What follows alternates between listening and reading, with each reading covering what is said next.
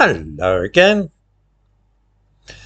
Whenever the subject of possible inherent differences between those belonging to various ethnicities comes up in the presence of liberal and progressive folk, one of them is sure to give a meaningful look and say something along the lines of, well, you know where that sort of talk ends up.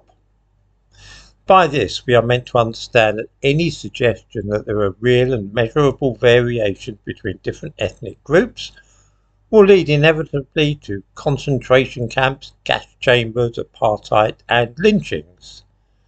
It's the thin end of the wedge, you see. One moment you're looking at A-level results or IQ tests and comparing these between different groups, then before you know it, you're on the path to another Holocaust. This is, of course, completely nuts, but few of us like to point it out because bringing up the Holocaust, even indirectly, delicately and obliquely, means that one must speak in a reverent voice and back off from any vigorous debate. It has a stifling effect upon free conversation.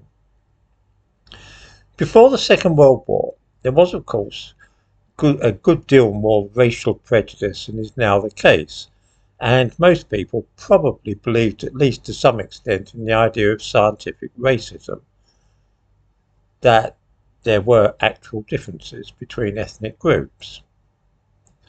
In 1945, though, newsreels of Belsen began to be shown in British and American cinemas, and it became clear that systematic and state-sanctioned racial prejudice could have the most ghastly consequences. The effect of the Holocaust ran very deep and became the ultimate symbol of what could result if we start dividing humanity up into separate and distinct racial groups. That's why you get this attitude when scientific racism is mentioned, that we know where that ends up. It is, of course, perfectly absurd. Imagine, if you will, that I meet somebody who mentions that he will be going to church on Sunday. Suppose I shook my head gravely and said to him, I know where that leads. When he asks me where church going leads, I explain that the end point of adherence to Christianity involves a holocaust of burning heretics and witches, the Spanish Inquisition, and the bloody conquest of the Middle East by crusaders who are religious maniacs. It's true that in the past some misguided people have indeed used Christianity as an excuse for torture, murder and rape, but that doesn't mean that Christianity itself is an inherently bad idea. It simply means that bad people can misuse it as an excuse to behave wickedly. Or then again, if somebody tells me he's voting Labour because he's a socialist, I shake my head sadly and tell him I know where that idea leads. To mass starvation, concentration camps, civil war and secret police. Just look at the Soviet Union or China under Mao Zedong. That's what happens if you start fooling around with socialism. Put like this, of course, it's easy to spot the fallacy of the slippery slope argument.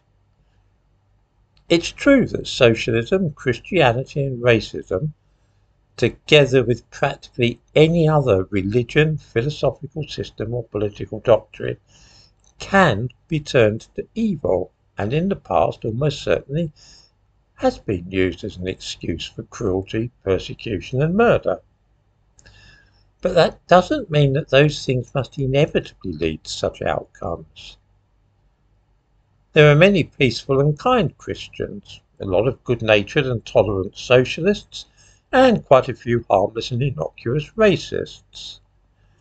The idea that a belief in differences in cognition, say, between perhaps white people in Europe and those from East Asia, the idea that that must invariably lead to bloodshed is quite false, and to avoid investigating such an idea and examining it, discussing it, lest we find ourselves carrying out pogroms or setting up an apartheid society because of such a dangerous concept, It's crazy.